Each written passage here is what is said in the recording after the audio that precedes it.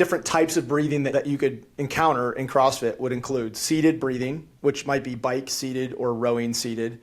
And the more compact or more crunched up you are, the more it's got to be posterior rib.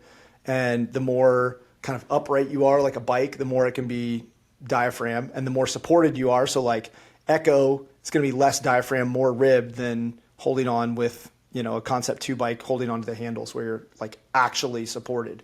So there's seated breathing. Then there's like running and dynamic breathing, which is like double unders and running, where you're like actively bracing your spine and breathing at the same time while bounding over and over and over. Then you've got like barbell breathing, where overhead breathing is very different than front rack breathing, which is very different than back rack breathing. But with all of them, there's going to be cycles of bracing and relaxing within there in order to be able to breathe. Then you're going to have like belt breathing, where you're doing all of those things with a belt on that changes the dynamics of your breathing.